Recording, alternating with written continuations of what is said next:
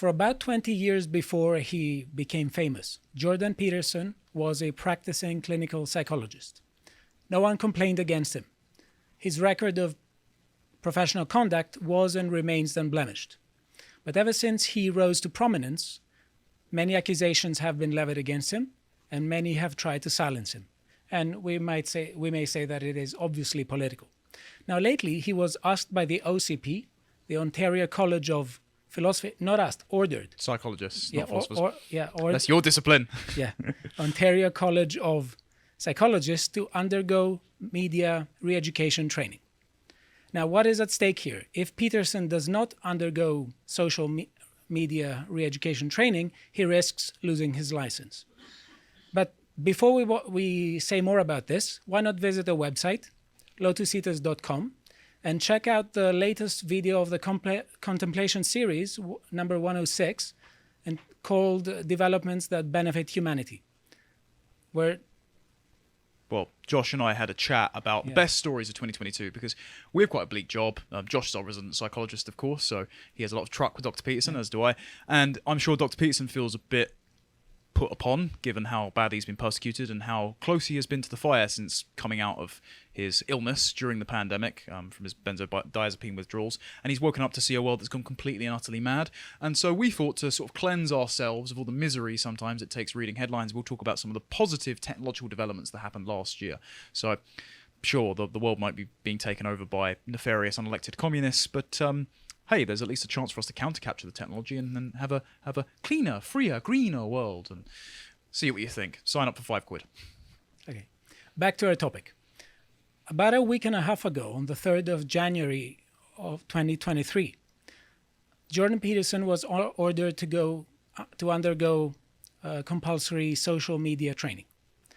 The OCP, Ontario College of Psychologists, is a body that oversees practicing psychologists in Ontario in order to protect patients from professional misconduct. Specific accusations were made about Jordan Peterson's behavior on Twitter, and particularly on one of his appearances at the Joe Rogan podcast, Joe Rogan Experience podcast, number 1769. So Peterson has decided to launch the legal challenge against OCP. On his Twitter feed, Jordan Peterson uploaded the following document. If we look at page 3, we will see a section saying details of complaint. Down a bit, no, up a bit. Okay, section C says, yes. Peterson encouraged people to commit suicide on Twitter. If we go down to page 4, the accuser writes, to whom it may concern, it is against every ethical standard and best practice of the U.S. National Association of Social Workers Code of Ethics to make light of, encourage, joke about, or reference the topic of suicide in a manner that is not grounded in safety, prevention, and evidence-based therapeutic intervention. I'm sure that Canada's standards of professional psychology social work are similar. I'm submitting a formal complaint not only for Jordan Peterson's original tweet, but for the fact that he just shared it again, promoting the idea that what he did was perfectly fine. Now, Connor, I would like you to comment a bit on this, because it seems that this person is not familiar with the Canadian Code of Ethics when it comes to clinical psychologists and appeals to the U.S. National Association of Social Workers Code of Ethics. Now, the reason I'm asking for this is because this person is supposed to be one of Jordan Peterson's ex-patients. Jordan Peterson denies this. But the person who filed this accusation said that she was his ex-patient. Well, that's interesting because, so Jordan did actually practice, I believe, I'm happy to be corrected, his clinical practice while he was teaching in Harvard when he was living in the US, and obviously he gave his Maths of Meaning lectures from the time teaching at Harvard, so we know he was there for a substantial amount of time. But the interesting thing is as well that Jordan has had some nutcase patients in the past, and I think it was last year when he did an interview where he said that he went through quite a harrowing experience with sort of faux show trial about his psychological malpractice before, because one female client who is having trouble with her relationships clearly had some form of sexual malady, accused him of trying to sleep with her because while he was listening to her story, he was fiddling with his wedding ring, which you notice he does plenty when he looks down and is thinking through things. It's a tick. So I wouldn't be shocked if this is just another delusional person, because usually psychologists do attract the mentally ill. Yeah, this seems to me like one of those weird apps with a dating advice where people read the the tips for dating, and they suddenly think every woman is in love with them. Oh yeah, he's obviously subliminally messaging that he really fancies. Look, Dr. Peterson, I understand it. You know, women fire themselves out of a cannon all the time. It's really difficult. I sympathise, sir. So I hope you handle this really well and with the utmost of professionalism. Yeah. So further bizarre complaints have been made. If we go to the next link on National Post, if we scroll down a bit, this is read Jordan Peterson's tweets that prompted complaints to Psychologists College. So I will read some part of it. It says, as a psychologist, an accuser says, I am appalled by Dr. Peterson's behavior and the impunity with which he feels that he can pontificate on areas well outside his competence, one complainant wrote. Right, but he's a citizen of Canada, so he's more than welcome to criticise Justin Trudeau. Yeah. So it's not, but the thing is that it's not only Justin Trudeau that he criticizes, and I think he's right in criticizing him. The thing is that Peterson is well read, and he's talking about many issues simultaneously. And we could tie this with the idea of a disinformation tactic that we were talking before, because there are people who disagree with him, and they want to play the expert card against him, and they want to pose as experts and to say, no, I'm the expert, Peterson, you shouldn't talk about it. And they are trying to move against him in such a way. And this continues. He is embarrassing to and undermining of the profession, the complainant wrote, adding that Peterson's appearance on the podcast also raises concerns about Peterson's mental health. Wow, that's unbelievable gaslighting. Also, I'm pretty sure that Josh would agree with me that you're not meant to be armchair psychologizing someone. That's far outside the boundaries of the discipline. So if they're trying to say, oh, he discredits my profession as a psychologist because I am the objective progenitor of all truth. By the way, he's mentally ill for saying this thing. Well, you've gone beyond the boundaries of ethical practice as well. Exactly. Yeah, because the whole idea is that this mental illness in the circles of psychologists is not supposed to be something bad. So this person is using this as an accusation against Jordan Peterson. That's actually a very valid point as well. It's not just that you shouldn't be diagnosing through a screen because they're not in front of you and they're not giving authentic testimony. It's also that you are stigmatizing the very thing that you're meant to be alleviating. That's very perceptive. Yes. And unsurprisingly, this person was anonymous. He's just an anonymous complainant. Yes. A keyboard warrior, never showing his or her face. And then it continues. There is ample evidence in the hour I reviewed of his being disinhibited, tangential, circumlocutory, and grandiose, the complaint said. I have spent many an hour with unwell clients, and if any of them had made these statements, I would have been speaking with their psychiatrist about their stability and the need for potential admission. Okay, thank you for the projection. Just because he uses big words you don't necessarily understand. He's very well educated and they just might be the words that come to mind at the time. And these are weird words to use as accusations, like tangential. Is that a sign of mental health? But also, if you're accusing him of being too verbose, why did you pull out a thesaurus to find every circumlocutory word that you could think of? Disinhibited, tangential, circumlocutory, and grandiose. And I think that, interestingly, this is an instance of psychologists now over-diagnosing things. Everything has become a syndrome because we are not supposed to be active agents anymore. We're supposed to be mere recipients of goods. Passive consumers, yes. Passive consumers, and everything has become a condition. This is my condition. Let me tell you my story. Yeah, everyone gets a flag. Yeah. So Jordan Peterson writes an article with the title, I will risk my license to escape social media re-education.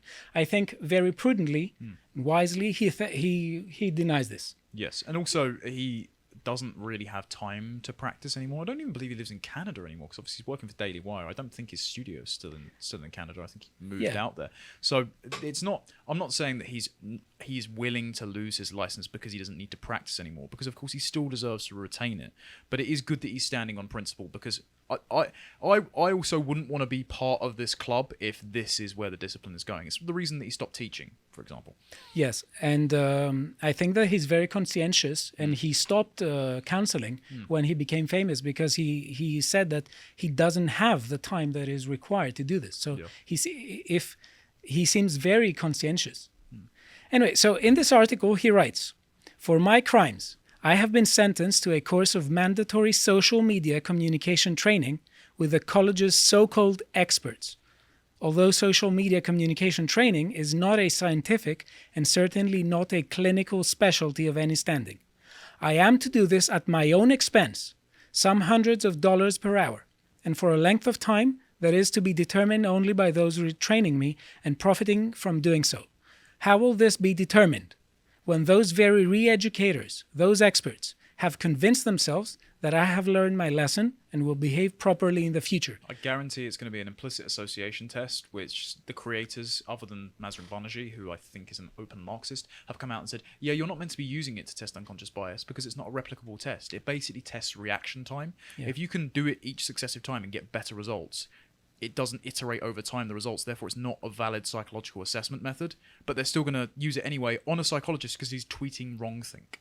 Yeah, and the thing is that it's at his own expense.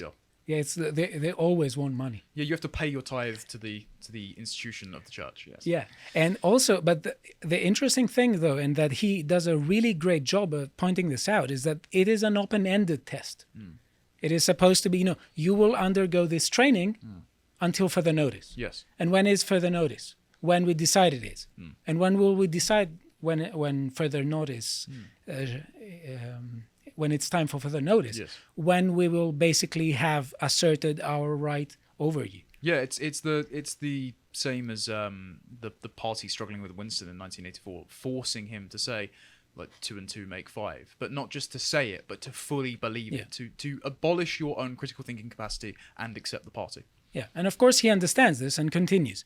"If I agree to this, then I must admit that I have been unprofessional in my conduct. And to have that noted publicly, even as the college insists, that I'm not required to admit to any wrongdoing. If I refuse, and I have of course refused, the next step is mandatory public disciplinary session inquiry and the possible suspension of my clinical license, all of which will be also announced publicly." He's doing more good, though, specifically for young men psychologically, by just speaking to audiences. So I totally understand he wants to retain the title he has earned as doctor. I don't think that would be stripped from him if he's a practicing academic. But his entitlement to practice as a clinical psychologist, he deserves to retain that. But it's not like he won't still be doing good. At least there is that. No, he will definitely be doing good, and if he continues doing what he does. And I think that this is a symbolic effort to dishonorably discharge him from the guild, if you would like, of clinical psychologists. Excommunication from the priestly class. Yeah. And the point is that if he accepts this, and this is very correct, he will lose part of his appeal to his audience, because if he does this, he will be accepting the power of those social media experts, those alleged social media experts who are basically woke ideologues, over him. And I think that they're trying to basically, this is a defamation effort. Yes. And they're basically trying to make him lose his appeal to his own audience. Yeah, what it is, and it's funny because he said years ago to Kathy Griffin, there is an ideological indistinguishability between the Maoists and the modern trans activists. Man, was that prescient, because this is like marching the counter-revolutionary intelligentsia through the streets and whipping them and putting them for a struggle session until they say Mao is the greatest. And even then, you will not receive forgiveness. Yeah. So, next link, a petition goes on with the title, "Release Jordan Peterson from his re-education sentence."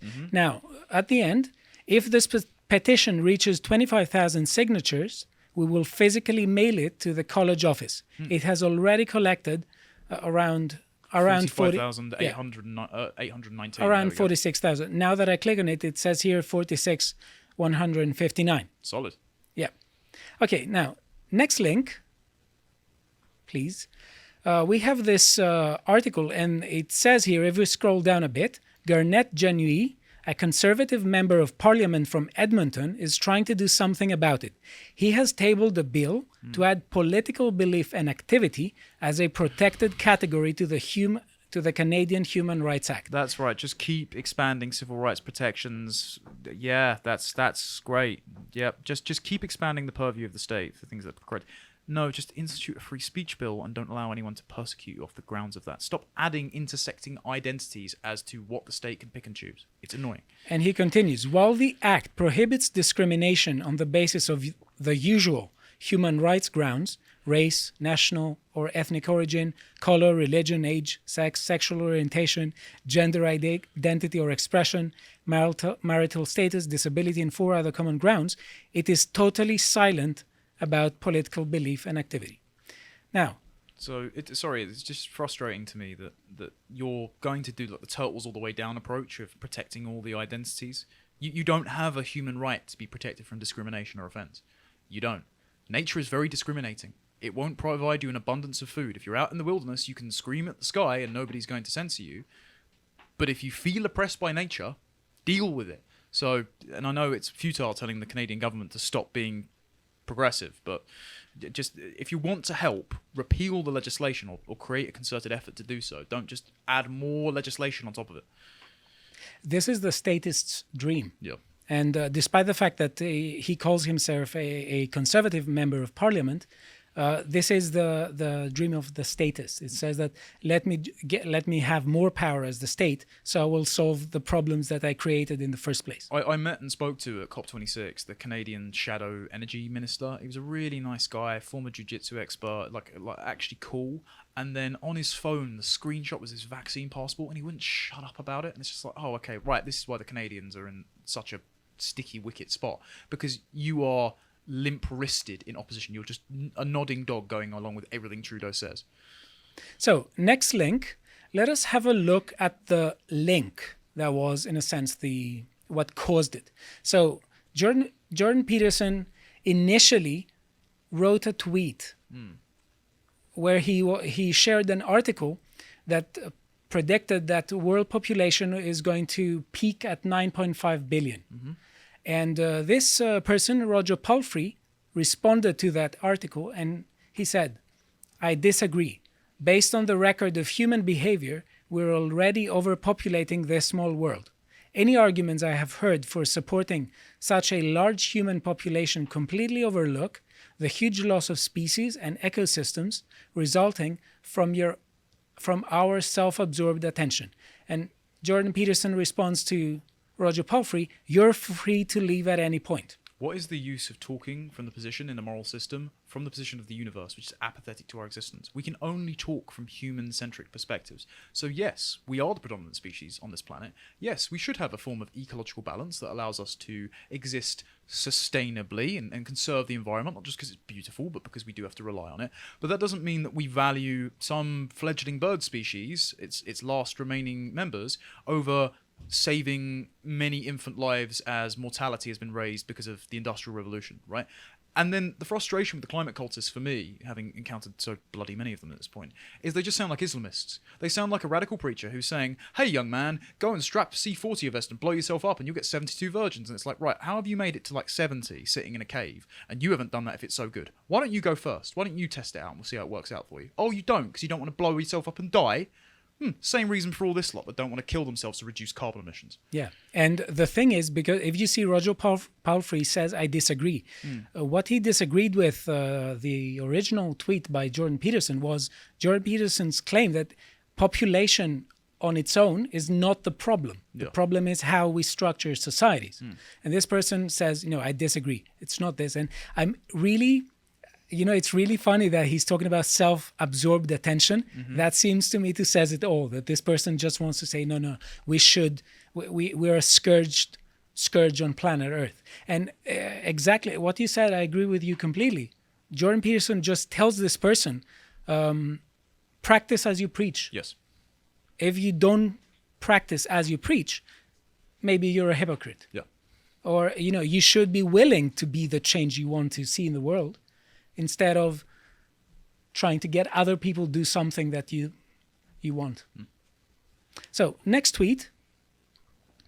At some point, the interim Ottawa police chief says he's working with social services and freedom convoy protesters to have children removed from the area prior to any sort of police action. So what Jordan Peterson says here is he's trying to ask some things. Mm-hmm. Says, children removed. How exactly? Why exactly? By whom exactly? Sent to where exactly? And for how long exactly? Think this through, Canadians. This is a bad decision. Now, to me, this seems to me like the Lockean claim that citizens have an active duty to criticize power and speak truth to it. And he's just asking questions. Well, it's also the admission, it's a statement of intent, a threat by the police department to say, if you don't stop occupying our roads and honking your horns in protest over our vaccine mandates, then we will do something violent to come in and crack you up. And we don't want your children getting in the way of us persecuting you. Now, I don't think people should be taking their children to protests anyway. I understand childcare is difficult, but it's just dangerous because crackpots like this do run the government. If you're protesting against the government, you will put your children in harm's way. But Peterson is pointing out exactly that they are showing ambivalence to your children's well-being, because if they're going to suppress you, where exactly are they going to take your kids? Do you trust your kids being in a government's hands rather than your own? Definitely not. And this should be any right-thinking person's questions. But instead, he's being persecuted for raising these kind of issues. He is raising them because people are surprisingly docile and gullible, unfortunately. And this is taken advantage of everywhere. So basically, they have this tendency to think that whenever government officials tell them something, that this is already well worked. Yeah. So he's just asking, is this actually a good idea? Have you thought this through? So next link, if we... Yes, so this is basically what started it all. Yep. I think that we can assume this safely. So Justin Trudeau says, Canadians have the right to protest, to disagree with our government, and to make their voices heard. We'll always protect that right. But let's be clear, they don't have the right to blockade our economy or our democracy or our fellow citizens' daily lives. It has to stop. And Jordan Peterson tweets back, then stop, puppet, now. What's your end game, Justin Trudeau? Lay it out. Now, this seems to me to be really interesting because in a very short exchange, we see Justin Trudeau pretending to be a Democrat, but on the other hand, being completely unable to handle dialogue. So these are the main tweets. And let's go to the fourth one. The next one, this is a tweet that he wrote. I remember this one, yes. Yeah. So if we look at the tweet, this is an overweight model. Yeah. And it's Yumi Nu shaking over SI swimsuit cover. And just Jordan Peterson says, sorry, not beautiful. And no amount of authoritarian tolerance is going to change that. Yeah, they're gaslighting you into changing your beauty standards to something that isn't very conducive to lifelong health or fertility. And don't get me wrong, girl's pretty in the face, but she'd look a lot better if she lost some weight. So basically, it was these 4 tweets and some others, but these were the main 4 tweets. And he's being tangential at the Joe Rogan Experience podcast that were particularly scandalous and had people accusing him.